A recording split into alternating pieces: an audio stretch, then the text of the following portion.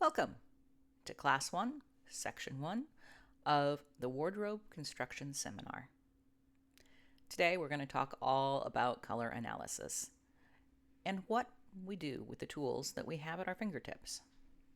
The primary tool we have is the 4-season color analysis, and that can be a bit confusing because it's been a long time since it was originally popularized, and people have muddied the waters a great deal.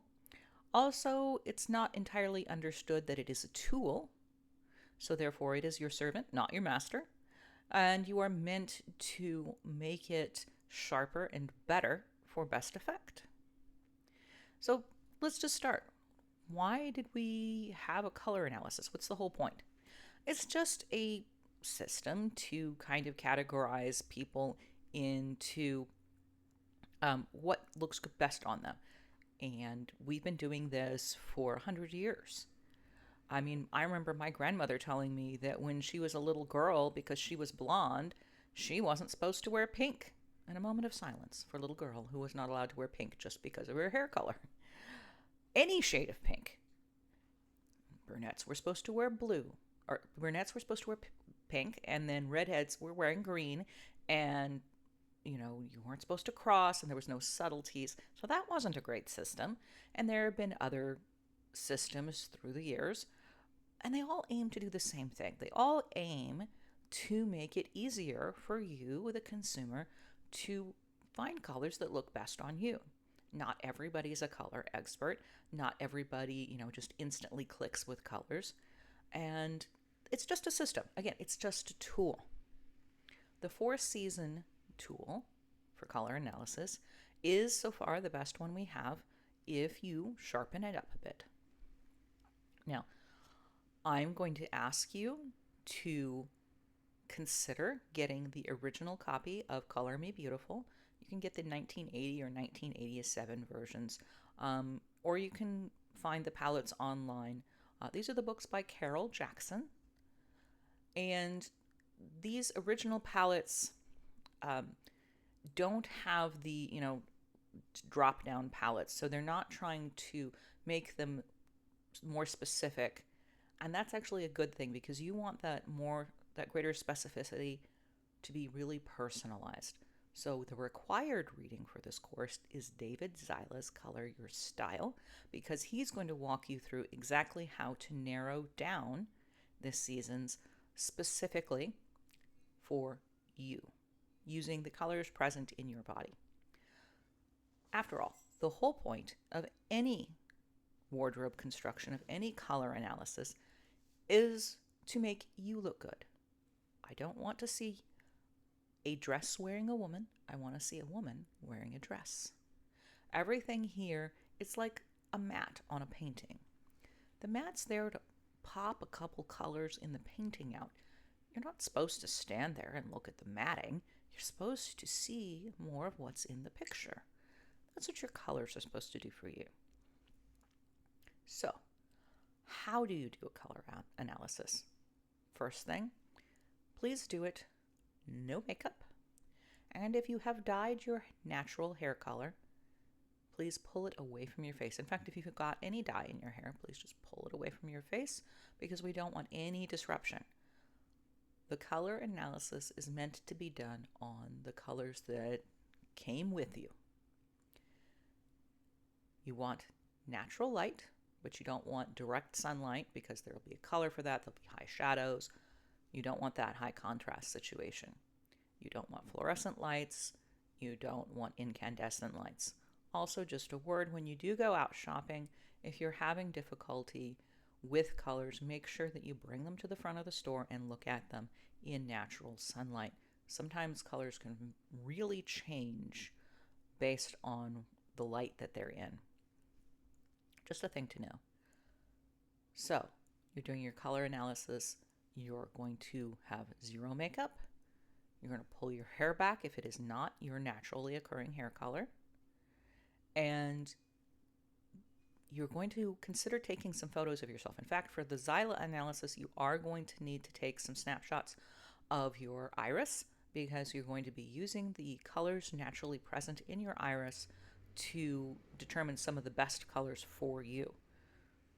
So that's important. I know that you're going to say, but I always wear makeup. That's fine, but your colors will make you look better regardless of whether or not you're wearing any makeup. So they're always going to smooth your complexion, brighten it up a bit, downgrade any appearance of any blemishes or age marks. They're going to make your eyes a little brighter. They're just going to tune things up for you. And you'll be able to see that much more easily if you're not wearing makeup. Because again, the makeup, well, that's kind of the makeup's job, is to tune you up a little bit. And also, again, makeup will have pigment that can take you away from what is naturally occurring. These colors, your color analysis is meant to be done on you. Next, there will be a link in your homework to take a short quiz to see how well you see color. There's a huge variance between people who are honestly colorblind and then people who just don't see color particularly well. So, and you might not know if you just have like some area between colors where you can't quite see the difference between these two colors and other people can. And again, this comes as a spectrum. And all the color analysis people and all the people that write the books are way over here being able to see every tiny variability in color. And then a lot of people aren't anywhere near there. You know, like they have a really hard time telling black from black navy or different shades of blue green from one another. That's completely normal. But if that's you, you want to, one, know, two, you might need a little help to complete your color analysis. And you might, consider sticking very closely with color swatches. So you're going to get that copy of the book that is printed, not printed out on your computer, and you're going to carry the palettes with you and you're going to match things in the stores. Or you might ask, somebody shopping next to you, hey, do you think this is plum or navy? It's totally normal. And these things, you don't actually know it. I knew my best friend for like 25 years before I found out that she couldn't tell the difference between chocolate brown and a warm purple. We just happened to be out shopping and she said, oh, these ribbons are so pretty. They're such a nice shade of purple. And I'm like, those are brown ribbons. I didn't realize she couldn't see those colors. And I had always wondered, like, is she just being difficult about the color differences between this and this?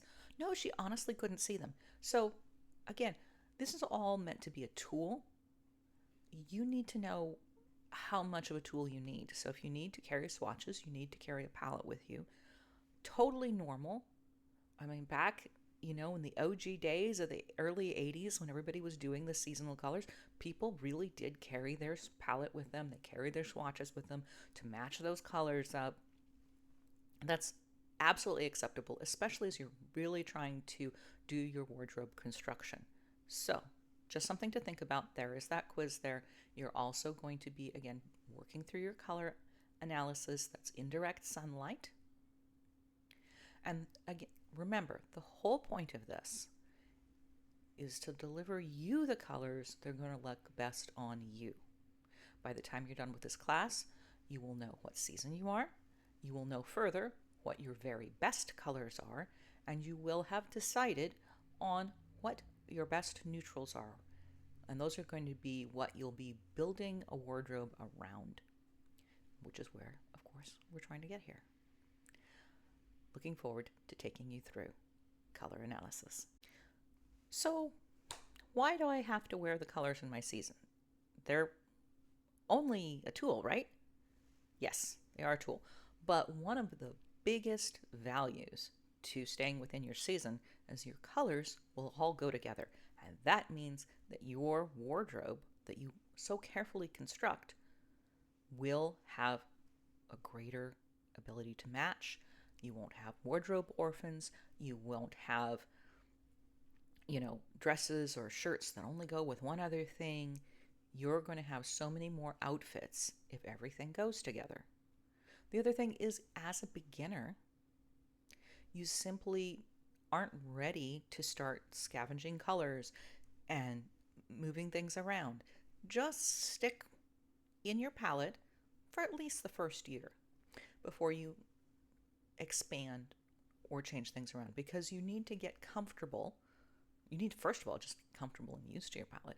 And then second, you need to enjoy having that in your wardrobe. You need to establish that wardrobe before you start expanding things. Because again, if you stay in your palette, all your clothes are going to go together. Outside of, the heavy wool is not going to go with the tissue thin linen, but it's just not going to go together because they're such different fabrics. And really, when are you going to wear those together? You're not. So there's a reason to go with a seasonal palette. There is a reason to then, from the seasonal palettes, work through Color Your Style by David Zyla and narrow them down, because the seasonal palettes are great, but they're not everything. We will get there. I'm going to go ahead and read you some descriptions of the individual palettes. And the reason I'm going to read them to you is because I really want you to feel them. You're also going to have my own palettes included with this. Those are, again, they're primarily to help you feel the colors. You will have access to, probably hundreds of different palettes online for the 4 season colors. And of course, if you've gotten Color Me Beautiful, you have the original ones. But I really want to help you tell the difference between the palettes, so you really feel it, so you're really exploring that, and that's going to help you build a wardrobe, again, that's harmonious, that expresses who you are and shows you who you are. So, again, my apologies for reading, but there's some emotional language that I wanted to express directly to you. Winter, it's pure color, cold and clear. What do those color words mean? Cold means slightly blue-toned. Clear means the colors are pure. We call most of winter's colors gem tones because of their intensity and clarity. So if you think about a ruby, right? An actual gem, you're just going into that intensity, that clarity, you're just dropping into that color. And maybe it might have some depth into it, so maybe it has some like extra black tones, but there's no pastel hitting here.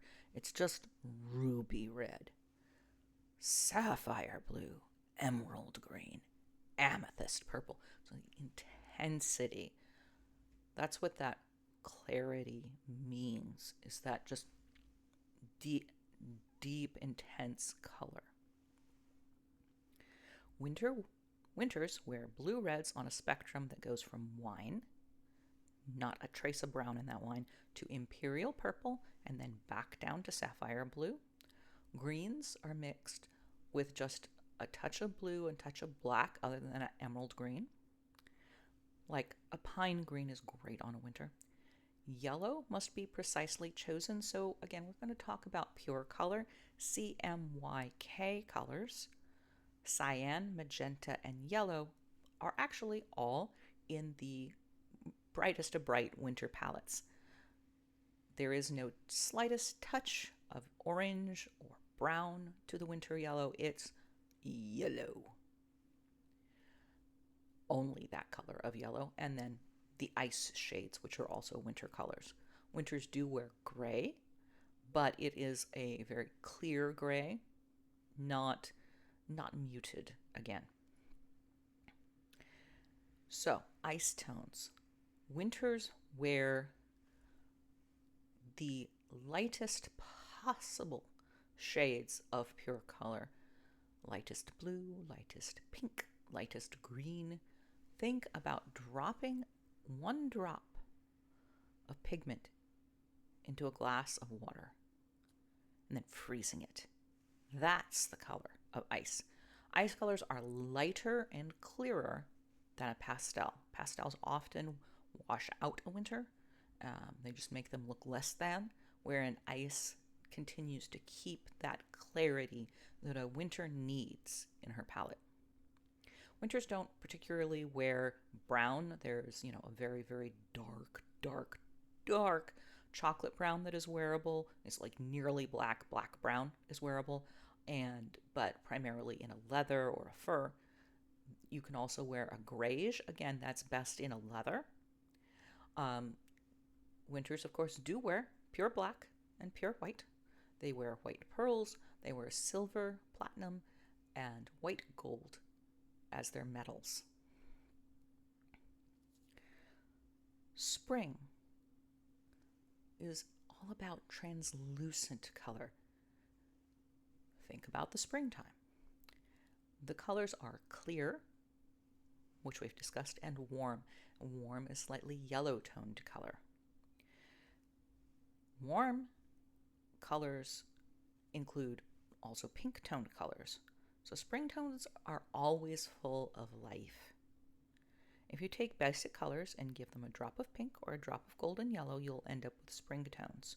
Springs wear warm reds from pure Valentine's red, and then you're going to add pinks and bring them into coral all the way down to petal pink, and then you can move that up and start adding yellow and move that through all the shades of pinky orange up into apricot and peach, but that's where you stop because there's no pure orange in the spring palette.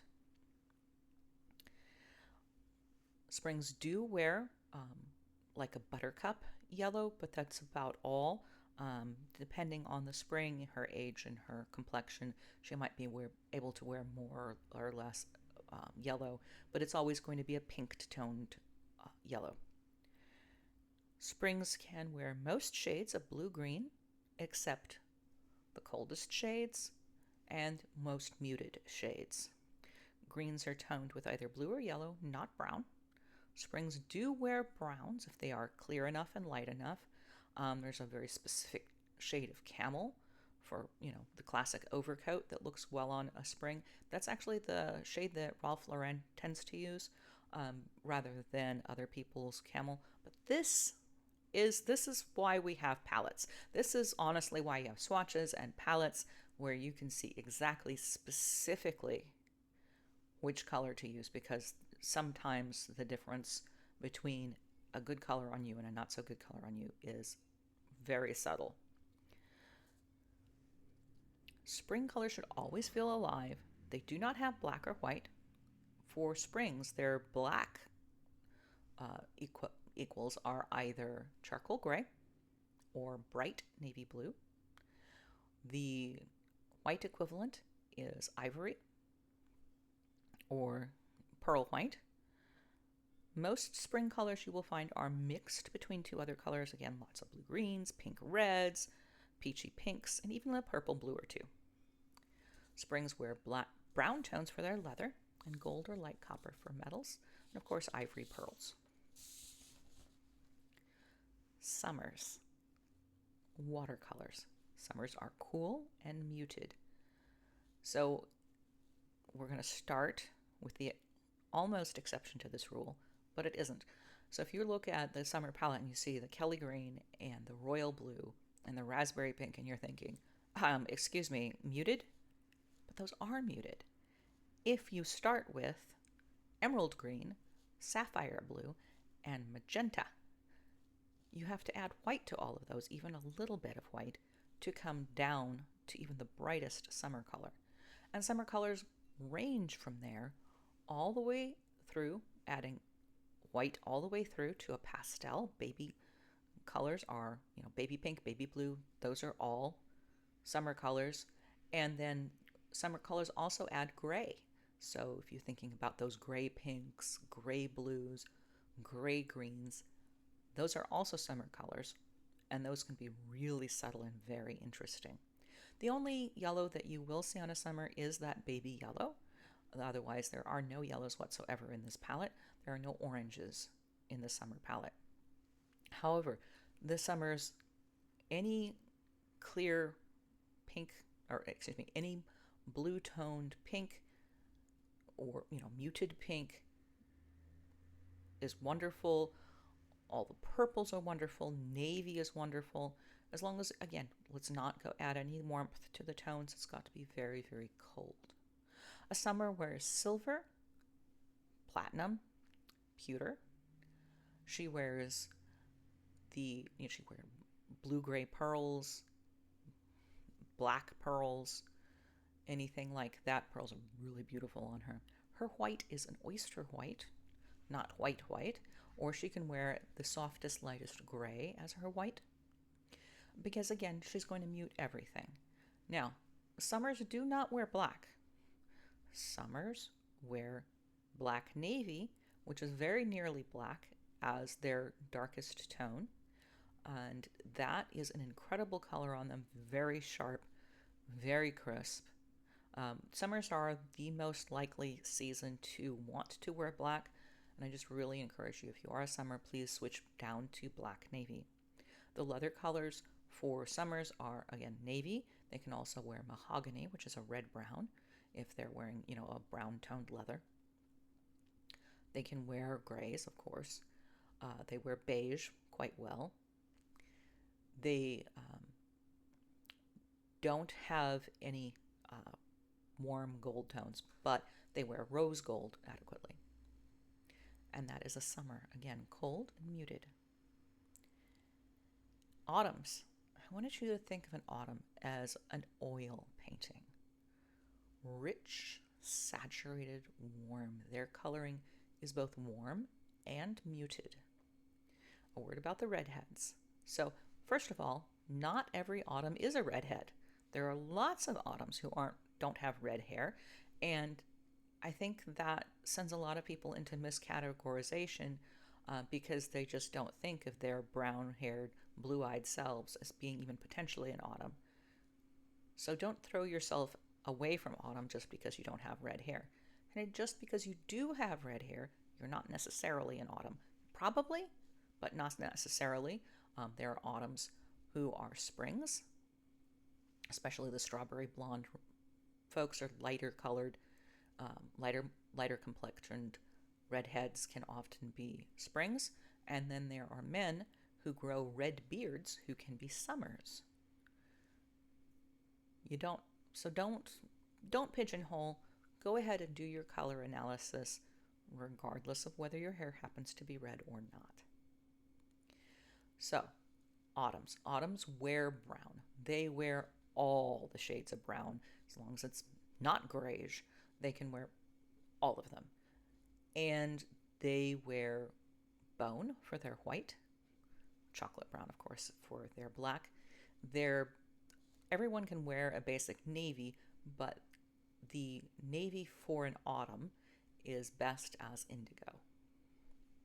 Now, of course, autumns wear reds, orange red, so any orangey red or brownish red, so burgundy, brick, pumpkin. So they're going to be able to wear all the shades of orange, again, except a pink shade, because there is no pink in the autumn palette. You want that richness. Now you can have a lot of brightness in the autumn palette, even though it is a darker palette because of all the intensity, because of that high saturation. So there are, all the shades of yellow, wheat, sunshine. You really have a great option as far as yellow is concerned with the autumn palette. Greens are amazing for autumns. Yellow greens, brown greens, it's just all the shades that are in between there. Really great. They wear gray particularly well. All those warm grays, charcoal, again, the warm brown grays are terrific on autumns. And you're going to find that autumns vary in their levels of personal contrast most widely of all the seasons. Some autumns really prefer to wear almost a monochromatic palette where they wear, very muted colors. They do stick to the browns and the grays very closely. And some autumns, they want to wear their teal with their yellow, with their orange, and both sets of coloring are in the same autumn palette. So their black is chocolate brown, their white is bone. Metals include gold, copper, pewter, because that pewter is like a muted gray, and bronze. So the four seasons are a starting point, not a stopping point. And you have access to examples of those palettes in your homework and online and in books if you should choose to access them.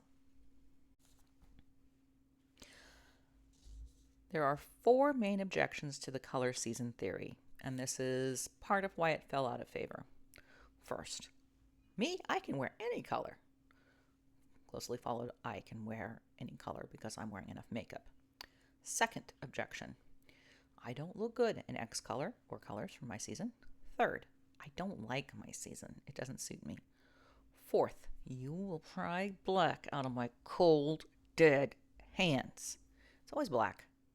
I mean, sometimes people have allegiances to other colors, but mainly that level of intensity is black. So, first objection, I can wear any color. No, you can't. Everyone has undertones to their skin, and maybe you can wear a lot of color. If you have highly pigmented skin, you can wear more color, dead stop, than someone without highly pigmented skin. You still are going to have a clear or muted tone to your skin. You are still going to be warm or cool. Now, yes, the first edition of Color Me Beautiful, and this is the one really bad part about that book, is that it tells ladies of color that they are either winters or, in a few cases, autumns. That's not true. Every ethnicity has clear and muted, cool and warm. Those are universal. How much intensity you can wear, how much pigment you can wear, that does change with how much pigment you have in your skin. It also changes as you age. But we will discuss that in a second. Second thing, people say, okay, well, I can wear any color if I wear the right makeup. Yes, again, you can look like a mermaid if you want to. You can put contacts in, you can put a wig on. You can completely dress up as someone that you aren't. Absolutely true. But that's not you. Your clothes serve you. You bought them. You paid for them. Maybe you made them. They serve you. You do not serve them. You're not being paid to wear them. So, you do not have to change yourself to look good in the clothes. That's not how this works. You only invite clothes into your life if they look good on you. So, yes, if you wear enough makeup, you can wear any color. Sure, but that's not the point.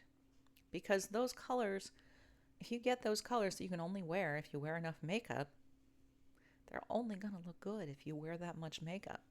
And that specific makeup. Well, what if they stop making that shade of lipstick? Then you can't wear your shirt anymore? No. Don't do that to yourself.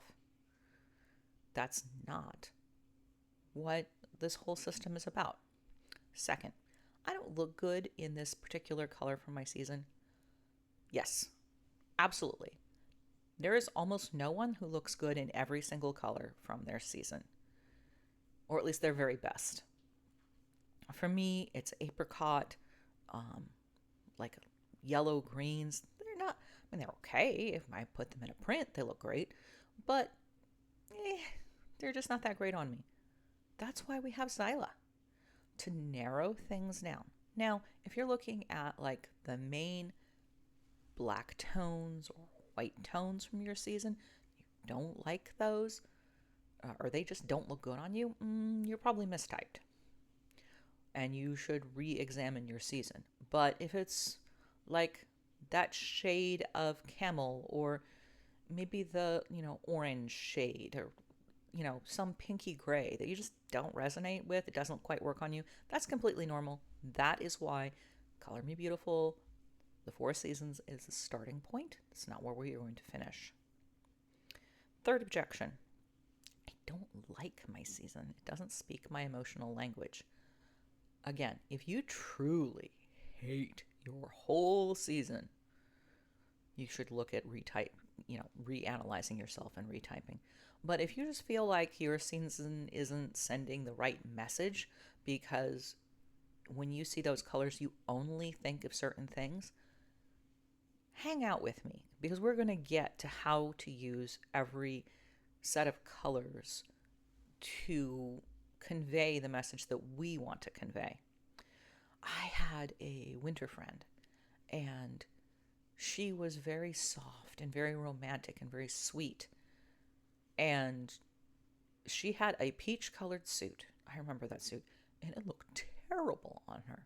Now, peach is a very soft, romantic, tender, feminine color, which were all aspects of my friend's personality and things that she wanted to convey to people. But that's not what was conveyed when she wore that peach suit. She just looked bad. She looked tired, and maybe she was coming down with something. Whereas if instead she had been wearing, like a rose print, she would still have looked soft and feminine, and she would also be wearing her colors, and she would still look her best. So what you want to convey, if you don't feel like your season is speaking your message, hang out. We will be discussing message extensively. That's not today. This is a raw materials class. Fourth, you will pry black out of my cold, dead hands. I know. There's two things with black. I'm going to touch on the less emotionally tender topic of first. They just make everything in black. I have a very seriously damaged foot, and when I first got out of surgery, first got out of that walking boot, the only shoes I could find were black. Actually, I wore black combat boots, and it was a bad look. It was a bad look. It really didn't work on me, but literally that was the only shoe that I could find that fit my surgeon's instructions. So that's a thing that happens with black, where you're like, well, I can only wear this thing. If that's a problem, we can blend. Or, if you really know your season and what colors you can, look for, maybe you can find a brown or a navy or red, sometimes they will have those alternate colors. And if you know how to pick that up, maybe you can do that. If not, we can always blend something in. If you're, you have to work with that black orthopedic shoe, and no one wants to do that. Orthopedic people, please bring us prettier shoes. Please. If you have to work with that, you have to work with that.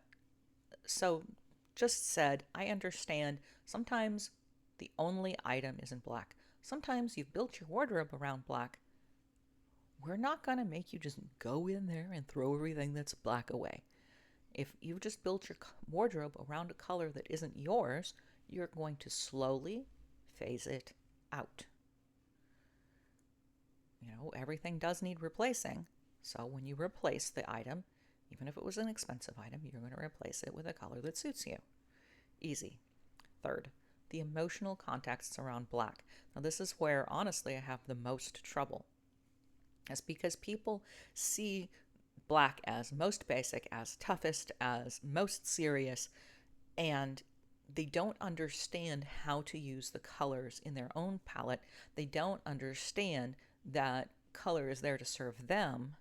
They just see black and they say, okay, well, I look serious in black. You look less serious in black as a summer than you would in black navy. And the reason for that is that black navy brings you to the forefront and black steps in front of you. If you're a spring, you're going to look more serious in bright navy or charcoal gray.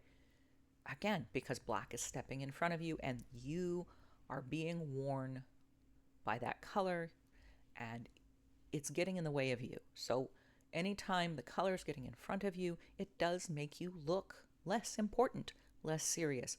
I know how basic black is to our society, and I get that. You absolutely can get there with a color that suits you. Just take my word for it, at least try. Give it a good, honest try, and ask other people how you look. So it's not just about, because when you're taking those first few steps away from something you're emotionally attached to, you've got to get other feedback in. So those are the four biggest objections to using the 4-season color palette. And on to David Zyla. This is where Color Your Style kicks in. So, you have your season. You understand that. But we've also discussed how it's a little bit limited. David Zyla is going to take your season and he's going to cut it down for you. So he's going to give you the very specifics of how to find your best neutral colors, your best red, your best blues, your best greens, etc. The colors really, really speak you. And one of the things that Zyla does especially well is he expresses color, emotion. So, that can sound a little woo. It sounds a little out there, but you got to try it. I was a little skeptical at first myself, and then I started to try to wear some of the colors that he suggested for my own iris. And I'm like, dude, my eyes are blue-green. There's not a ton of difference between the brightest color and the softest color in my iris. But if I wear a soft, like glass, dust, little bit muted, not very, because I am a spring, glass green, it's very calming. And when I surround myself with that color, I feel calmer. Now, of course, I'm very receptive to color, so that effect for me is very, very noticeable, but it's also going to be in the people that you surround yourself with, how they interact with you. You're the center of this color universe. That's the whole point. Again, the colors exist to serve you. So, I ask you to not only do your Zyla color analysis and find out what your colors are using his system, but do give those emotional colors a solid run. It's very exciting, very useful. Now, with that said, some caveats. Zyla's color theory doesn't always match our cultural understanding of colors. And now he's started out as a wardrobe consultant for films, and if you ever really want to see color theory in action, watch movies, because they use color to establish character in every film. And they use colors that flatter or are unflattering in every film. And if you know what you are looking for, you can really, really see it. So he started in that element. And of course, that speaks most strongly to him. But out here with regular folks, sometimes your Zyla first base or your Zyla essence color, like a specific color, doesn't necessarily the best color for you to use. So you're going to have on your worksheet a place for your Zyla first base, and then what are the corresponding black colors for your season. So for myself, the ring around my iris, which is the Zyla first base, which is your equivalent of black, is teal. Now, teal is a wonderful color for me to base my wardrobe around as far as basic colors. I've got a teal sweater that goes with everything. It disappears. On me, a teal color just fades into the background exactly like black does. It's just a super basic color on me. Doesn't convey basic, right? But on me, it's just a wonderful foundation to build on. Great, very usable. But teal doesn't speak black. It doesn't have that gravitas. It doesn't have that strength that black does. And I really wouldn't wear it to a funeral or other solemn event where I would where my mother, who is a winter, would wear a black suit. I wouldn't wear a teal suit to something like that. Just something to think about. For me, those black equivalents are bright navy, like the jacket I'm wearing, perhaps a pine green, or a charcoal gray. Those speak black in ways that other people can understand and hear, even though maybe the invisibility factor of teal works really well for a black. For me, you want to look at that. So do write out all those colors so that then, remember, this is a tool, so then you can make a choice. Same thing for me with the essence color. The essence color for me, the essence color is that color that just blends all of your coloring together. For me, the essence color is the lightest white on my skin, the lightest light on my skin. And maybe your skin isn't white at all, and you're like, but I want some version of white, right? Then you are going to be looking at your palette's version of white, because you do want some white in your wardrobe, white equivalent, not white. You're not just going to ditch wearing anything like that simply because your skin tone doesn't have white in it, right?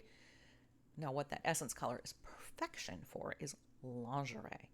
The lingerie that disappears, the slips, camisoles, the stuff that you don't want anyone to see under your clothes, that's what that essence color is perfect for. So, just something for you to write down, to understand. Again, this is a tool. So you have these colors, you understand what these colors, you look at these colors, collect them in your own personal Pinterest board, pull them in so you can look at them, get familiar with them, start thinking about them, consider usability. So that's Xyla. You definitely want to work through his entire thing. Take that seriously, take the time to do that. As we're finishing up our discussion on color, it would not be complete without discussing the cultural ideas around color and high, medium, and low contrast. First of all, every culture has an understanding about color, and you understand, of course, about white and black and what they mean in our culture, and how, in Asian cultures, it's white and red that mean completely different things. So every culture is going to have their specific things and their specific connotations. Mostly, single colors in today's society don't have too strong a single message, except in very specific situations like funerals or weddings. You don't wear white, even your version of white, to someone else's wedding, unless you've been told to. And to a funeral of an immediate family member, you do want to wear black, simply because it is the most somber, and also because if you've gotten a garment to wear to an immediate family member's funeral, you're probably never going to wear it again. Or you're not going to wear it again until somebody else's funeral.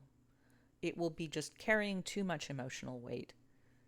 And then that's very clear to people. Otherwise, funerals, you should wear somber, so your version of black, with minimal accessories, almost no accessories whatsoever, and a monochromatic or all neutral palette. No happy colors to a funeral, please. But so everyone understands that. Everyone understands that in Asia, red is actually the wedding color, the good luck color. You're familiar with that. What we are also familiar with, especially for marketing, but you don't think about it for wardrobe so much, is color pairings. So if I wear red and yellow, I need to make sure that my accessories and the specific shades of red and yellow that I wear don't convey hamburger unless I actually work for a fast food outlet. Because you don't want to look like fast food unless you are trying to convey that. I mean, like, if you're working for that company, great. Good messaging. If you don't, be aware. And there's a ton of stuff online with marketing, specifically talking about color branding, where you can learn more about this. That's something important to know. And we will be working on color emotion and our cultural ideas about color, especially as we go into where you want to go, which is the third section of this seminar. Let's talk about high contrast, medium contrast, and low contrast. I would like you to fill this out on your sheet. This is something you need to know. So high contrast, think about Snow White. Her hair was the color of a raven's wing, and her skin was white as snow, and her red lips the color of the drop of blood that her mother shed as she pricked her finger on her embroidery. That is some high contrast coloring. But what about Gwyneth Paltrow with light blonde hair, light blue eyes, and light skin? Well, she's very low contrast. Or someone who has dark brown skin, dark brown hair, dark brown eyes. Also low contrast, even though much higher pigmented. If this is a little bit unclear, the easiest thing to do is just snap a picture of yourself and then look at that picture in grayscale. How much variability is there between your hair, skin, and eyes? How much difference is there? If there's a lot, you are high contrast. If there is very little, you are low contrast, and most of us are somewhere in the middle. Maybe give yourself a general, 1 to 10, on the contrast scale. This is, again, the raw materials. We will be looking at our personalities' intensity in future lessons. But please do know that. Now, I want to discuss the homework as we're finishing up. You have your fill-in sheet where you're going to do all your raw materials around color. You have some palettes that I've provided. You have a write-up of the palettes, the same one that I read to you here, and that sheet has some tiebreakers. Of course, that's just going to be on your color screen, so don't go ahead and, that's not something useful for you to print. That's an example. If you need to tie break between those two seasons, please find an actual piece of cloth. Remember to take the color vision test, and if you find out that your color vision's not great, do get somebody to help you out when you're setting up your season. And do stick close to your swatches. No harm, no foul. Again, this is a tool. You want to know how to use the tool. Want to know how well you can use the tool. If you need some help, get help. You're going to need to get David Silas Color Your Style, and you're going to need to look at some additional for season only color palettes, either by buying Color Me Beautiful or looking at other color palettes online. If you have any questions, please feel free to contact me at amyrosehearth@gmail.com, and I will see if I can untangle you. Thank you so much. I hope that this helps you fall at least a little bit in love with color. It is so wonderful. Thank you.